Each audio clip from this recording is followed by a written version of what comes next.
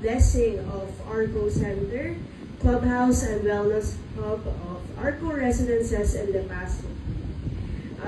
We are very honored today po na andito po ang ating valued homeowners, trusted broker partners, sellers, members of the media, partners from Pag-ibig, our local government representatives ng Barangay Muntinpulo. Maraming salamat po for your continued support to our community. It represents another milestone in our commitment to create a thriving, vibrant, and welcoming community here in Lipa City. When we first envisioned this community in Lipa, we asked ourselves one question: what does a truly great neighborhood feel like? And simple lang naman po ang sagot. It feels like belonging. It feels like knowing that beyond your front door, there's a place where your family can gather, celebrate, rest, and thrive together. It offers spaces for celebration. Kagaya ngayong araw na to, nagse-celebrate tayo. Kasyang-kasya po tayo dito. Whether it's a family gathering in the function hall, a community event, children enjoying the pool, their families enjoying the pool, or neighbors simply spending time together. This facility was created to enrich everyday life. And that vision is now standing here before us, and this is the Arco Center. When we were conceptualizing this project, our goal was not really to build a grand and elegant clubhouse. Rather, we wanted something that is unique yet familiar, and something modest yet unmistakably identifiable. A clubhouse that seeks not to stand out, but rather welcomes. Faithful to Arco Residences' original development concept, the Arco Center's design actually takes its cue from the name Arco itself, the idea of an arc, which represents welcome and signifies openness.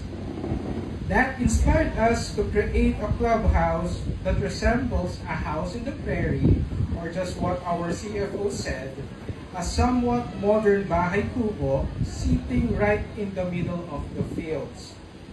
We carried over the tropical mid-century ethos from our house designs, using those same clean lines and earth tones. We intended to create an open structure where community spirit breathes continuously from each home.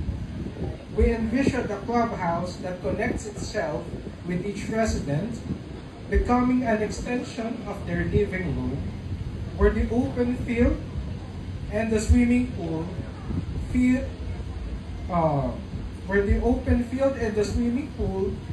like a natural extension of their backyard.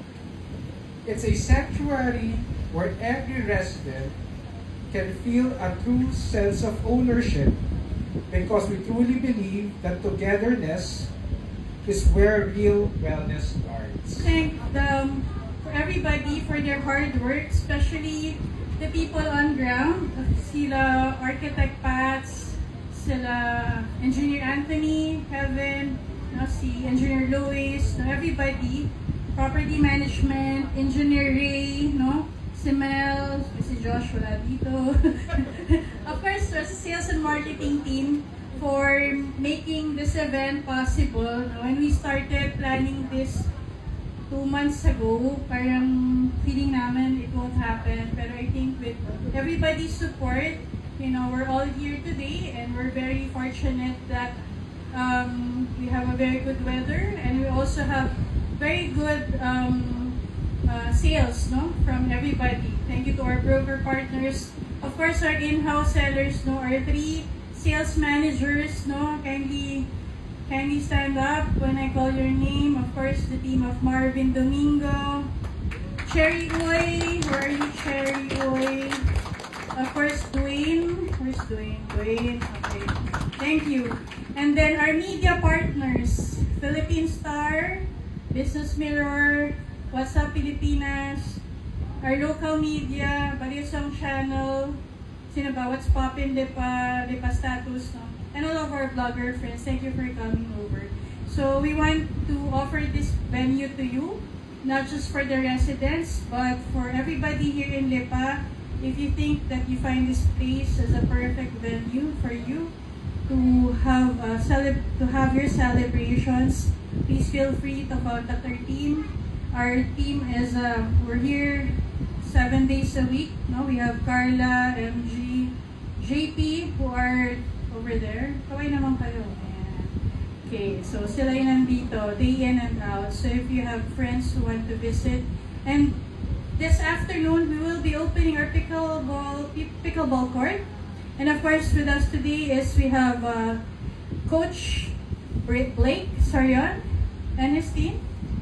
Direct Blake and his team will be here. We have coaches. They are US accredited pickleball coaches, and we have a gold medalist coach as well, who will be giving us free pickleball lessons this afternoon.